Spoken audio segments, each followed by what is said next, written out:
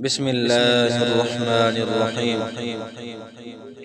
إن الله لا يغفر أن يشرك به ويغفر ما دون ذلك لمن يشاء ومن يشرك بالله فقد ضل ضلالا بعيدا. إن يدعون من دونه إلا إناثا وإن يدعون إلا شيطانا مريدا لعنه الله وقال لأتخذن من عبادك نصيبا مفروضا ولأضلنهم ولأمنينهم ولآمرنهم فليبتكن آذان الأنعام ولآمرنهم فليغيرن خلق الله ومن يتخذ الشيطان وليا من دون الله فقد خسر خسرانا مبينا. يعدهم ويمنيهم وما يعدهم الشيطان إلا غرورا. أولئك مأواهم جهنم ولا يجدون عنها محيصا. والذين آمنوا وعملوا الصالحات سندخلهم جنات تجري من تحتها الأنهار خالدين فيها أبدا. وعد الله حقا ومن أصدق من الله قيلا. ليس بأمانيكم ولا أماني أهل الكتاب من يعمل سوءا يجز به ولا يجد له من دون الله وليا ولا نصيرا.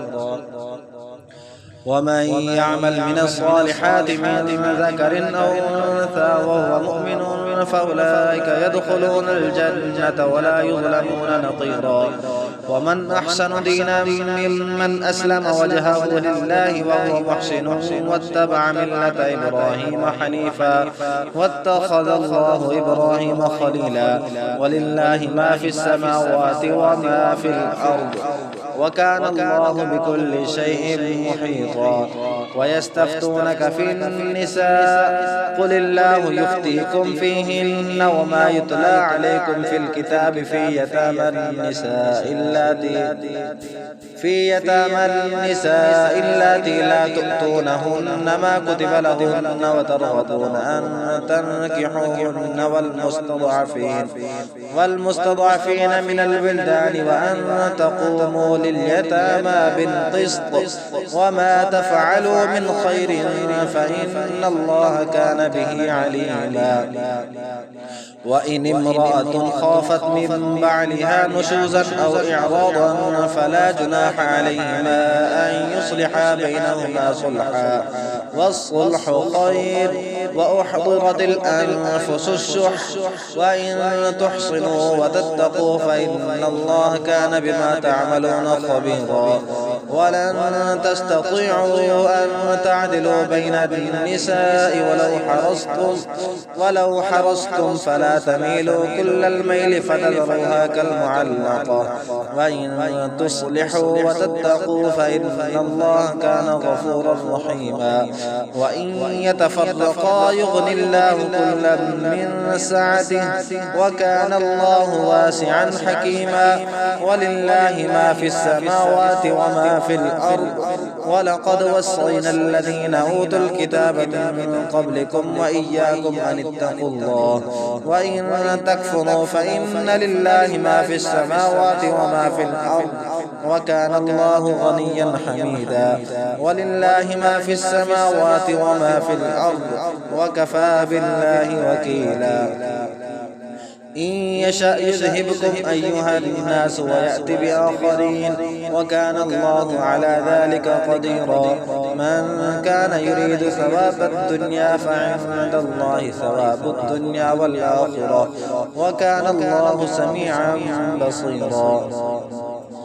يا أيها الذين آمنوا كونوا قوامين بالقسط شهداء لله ولو على أنفسكم أو الوالدين والأقربين.